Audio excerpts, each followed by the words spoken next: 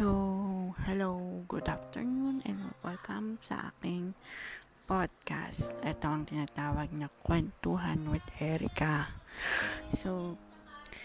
Guys, naranasan nyo na bang one-sided love? O naranasan nyo na bang yung ikaw lang yung nagmamahal sa inyong dalawa? Well, itong segment na to, itong episode na to is all about the title is itself na I like you but I don't like you. Bakit nga ba? Pag sinabi kasi yun sa ating yung taong mahal natin, parang ang dating sa akin is I like you as a friend but I don't love you as more than friends. So, masakit yung impact sa akin, masakit yung feeling na yon.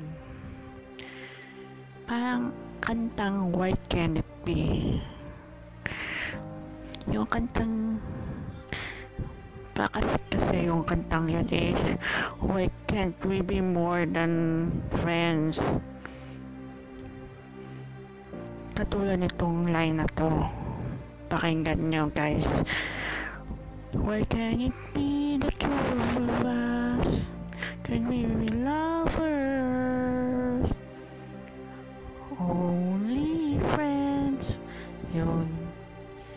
So, ang ma-advise ko lang sa inyo dito sa kwentuhan na to is mag-move forward na, mag-move on na.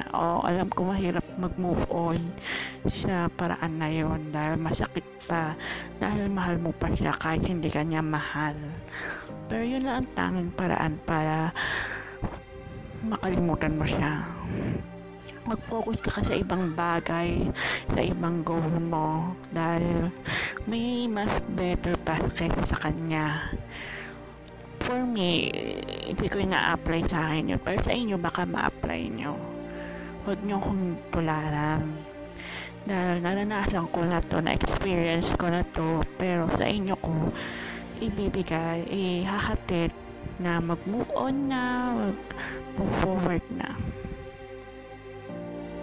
Well, okay. Sige, aminin na natin na hindi nyo kayang mag-move on sa taong yun. Pero, kailangan natin gawin dahil yun ang kailangan ng ating puso at isipan, kasi hindi yun healthy sa puso natin kung mag-stay ka sa feelings na yun. Pero ang tanong ng karamihan, ang tanong ko sa inyo, kaya nyo bang mag-move on? Why can it be the two of you, the both of you?